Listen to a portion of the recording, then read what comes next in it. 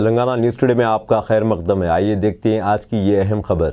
अब वक्फ बोर्ड की जायदाद हड़पने वाली हो जाए होशियार। वक्फ इमला के तहफ़्फ़ुज़ के लिए तेलंगाना के सीएम रेवंत रेड्डी की हिदायत के मुताबिक हैदराबाद कलेक्टर अंदीप दृष्टि की क़यादत में वक्फ तहफ़्फ़ुज़ और राब्ता कमेटी का इजलास मुनक़्क़द हुआ। हैदराबाद कलेक्टर ने यह यकीन दहानी कराई है कि वो तमाम वक्फ इमला को वापस हासिल करेंगे जिसको वक्फ माफिया ने कब्जा कर रखा है, जिसको हम वापस हासिल करेंगे। हैदराबाद कलेक्टर ने कहा कि वक्फ बोर्ड में मुलाजिमीन की कमी के बारे में सीएम के इल्म में लाया गया। इन्होंने कहा कि ये कोऑर्डिनेशन कमेटी की पहली मीटिंग थी। तमाम महकमों को एक साथ मिलकर काम करना होगा। आज तक सभी अलग अलग काम करते थे, मगर अब ये सब महकमे मिलकर वक्फ तहफ़्फ़ुज़ के लिए काम करेंगे।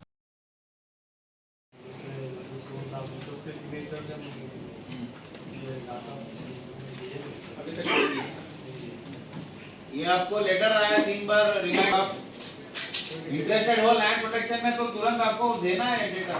मतलब 3 रिमाइंडर भेजने तक अभी तक डेटा नहीं है। मतलब हाँ ठीक है सर, देख लेते हैं। तो मीटिंग के जाते वक्त ये लेके जाइए और डेटा हमको 1 वीक में प्लीज डेटा बिकॉज अगर डेटा अगर आ गया तो then we will have to further how much इसमें आप कोई पीओबी में कितना है, पीओबी में कितना नहीं है, सेल ट्रांजैक्शंस को रोक सकते हैं immediately. That has to be there whether everything is there in 3 times आपको नोटिस दिया, प्रोफार्मा भी दिया। It as part of the natural entire. It is a work is a kind of a government itself. Enjoy the legal status that it shall be protected government land, which should not be allowed for any kind of encroachment. So generally we have seen that work properties are sometimes we shall put this along with normal land bank property, work properties also.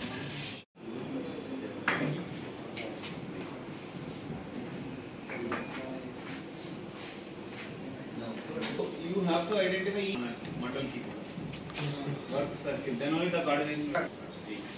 So total extent you have not done the total. So we take notices of that is approximately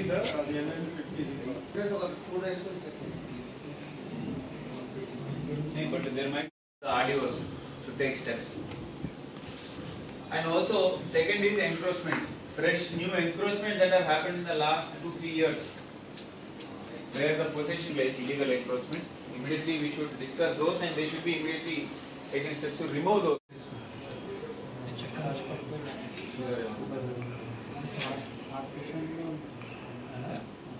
previously Sangareddy చేసినప్పుడు కూడా ఇదే problem ఉంది sir. అప్పుడనే collectorate check చేసినాం sir. Sir మండలంలో ఉంది sir, జరాసింహ మండలం అక్కడ ఎక్కడ ఇబ్బంది ఫీల్ అయితే డిస్టిక్ చేంజ్ చేసినాం.